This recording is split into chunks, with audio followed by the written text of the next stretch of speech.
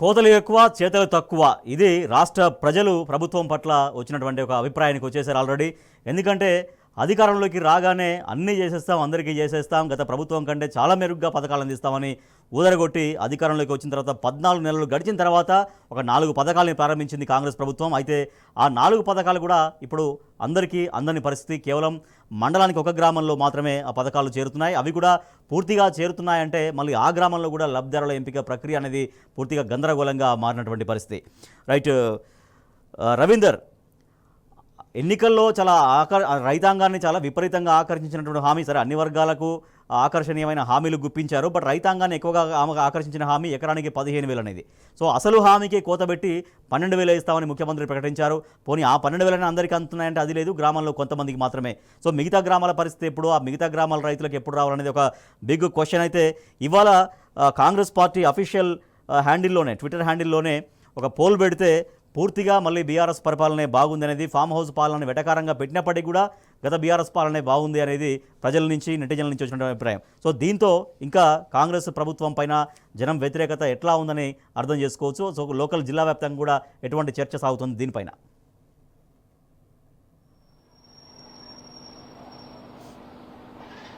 రాజేష్, మీరు చెప్పినట్టుగా దాదాపుగా ఇదే అంశం పైన ప్రభుత్వం రైతులను మోసం చేసింది, ఇబ్బంది పెట్టింది, ఎకరానికి 15,000 రూపాయలు ఇస్తామని చెప్పి మాట తప్పిందనే అంశం పైన రైతులు ఇప్పటికీ చర్చించుకుంటున్నారు.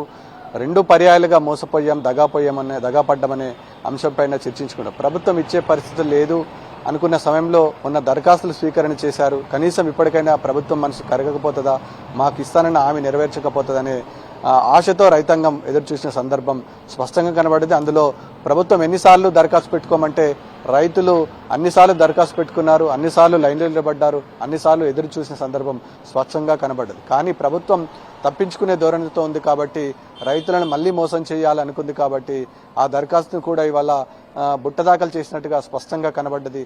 రైతుల నుంచి దరఖాస్తులు తీసుకుంది, కనీసం రెక్టిఫై చేయకుండా ఇవాళ రైతు భరోసాను కేవలం ఈ 4 పథకాలతో ముడిపెట్టి పైలట్ ప్రాజెక్టు కింద ఎన్నుకున్నాం. నియోజకవర్గానికి ఒకే మండలానికి చెప్పారు. అనుకూలమున్న ప్రజలు, తిరుగుబాటు లేని ప్రజలు రేపు నిలదీయారనే అనుకూలం ఉండి కాంగ్రెస్ క్యాడరు, పోలీసులంతా బందోబస్తు ఏర్పాటు చేసి ఆ గ్రామాన్ని పైలట్ ప్రాజెక్టుగా ఎంచుకొని ప్రభుత్వం ఇస్తానన్నటువంటి 4 గ్యారంటీలు ఇంప్లిమెంట్ చేస్తామని చెప్పారు. కానీ ఆ దిశగా అడుగులేసిన సందర్భం స్పష్టంగా కనబడలేదని చెప్పవచ్చు. రైతులు ఇవాళ నిట్టూరుస్తున్నాడు, బాధపడుతున్నాడు. రైతులందరికీ సంపూర్ణ రుణమాఫీ చేస్తామని చెప్పారు, కానీ మాట తప్పారు. ఈ నేపథ్యంలో చిన్న సన్నకారు రైతులకు రైతు భరోసా కల్పిస్తామన్నారు, ఉపాధి హామీ కూలీలకు 12,000 రూపాయలు ఇస్తామని చెప్పారు. ఇలా అన్ని వర్గాలను మోసం చేసి యావత్తు రైతాంగంతో ప్రతినిత్యం ఏదో రకంగా ఆటాడుకుంటున్న సందర్భం స్పష్టంగా ప్రభుత్వం అనుకుంటుంది. కానీ ఇదంతా ఇవాళ తెలంగాణలో ఉన్న రైతులు, ముఖ్యంగా ఉమ్మడి నిజామాబాద్ జిల్లాలో ఉన్నటువంటి రైతులు చైతన్యవంతమయ్యారు. గతంలో బీఆర్ఎస్ హయాంలో కేసీఆర్ ముఖ్యమంత్రిగా కొనసాగిన సమయంలో ఇలాంటి పరిస్థితి ఉండేది కాదు.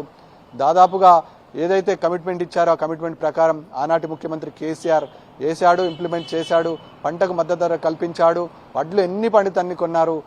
ఈ నేపథ్యంలో గతాన్ని కంపారిజన్ చేసుకున్నటువంటి రైతులు ఆనాటి రోజులు ఈనాటి రోజులను కంపారిజన్ చేసుకున్న పరిస్థితి స్పష్టంగా కనబడ్డది. ఇవాళ ఏ రైతాంగాన్ని చూసినా ముఖ్యమంత్రికి శాపనార్థాలతో పాటు బూతులు తిట్టే సందర్భం స్పష్టంగా కనబడ్డది.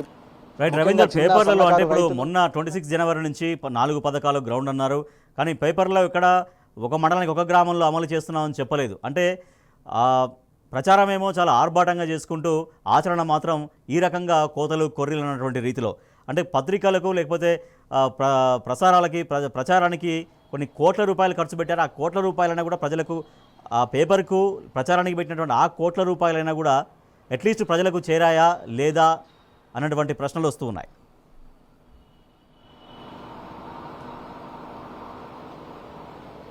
దాదాపుగా కండిషన్ అప్లై అనే ధోరణిలో ప్రభుత్వం ముందటి నుంచి అధికార పగ్గాలు చేపట్టిన కాడి నుంచి అదే ధోరణితో ఇంప్లిమెంట్ చేస్తుంది. రైతులను ఇవాళ ఇబ్బంది పెట్టే ప్రక్రియకు మొదటి నుంచి పురుడు పోసుకుందని చెప్పవచ్చు.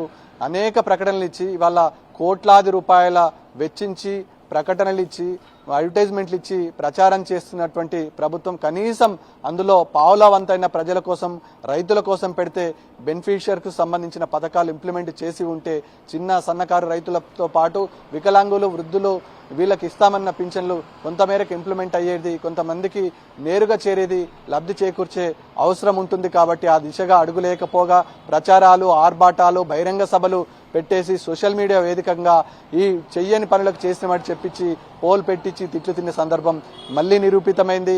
ఇవాళ ప్రభుత్వం భావిస్తున్న ధోరణి పట్ల సర్వత్రా విమర్శలైతే వ్యక్తమవుతున్నాయి. ఎక్కడికక్కడ ప్రజలే చైతన్యవంతమయ్యారు. ఇవాళ వార్తాపత్రికలు వార్తలు రాయకపోవచ్చు, ప్రసార మాధ్యమాలు టీవీలు ఈ అంశాలు చూపించకపోవచ్చు, కానీ ప్రతి రైతు ఒక సోషల్ మీడియా వారియర్ అయిండు.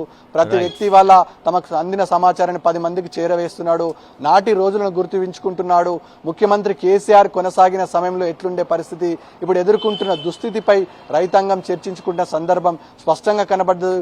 కేసీఆర్ ముఖ్యమంత్రిగా కొనసాగిన సమయంలో ఇలాంటి దుర్భరమైన జీవితం, ఇలాంటి అంశాల పట్ల ఎలాంటి ఇబ్బంది లేకుండా బాధరబంది లేకుండా వ్యవసాయం చేసుకున్నామనే ధోరణితో రైతాంగం ఆనాడుండే. కానీ ఇప్పుడు దానికి భిన్నంగా పరిస్థితి తయారు కావడంతో రైతులంతా ఆగ్రహం వ్యక్తం చేస్తున్న సందర్భం స్పష్టంగా కనబడుతుంది.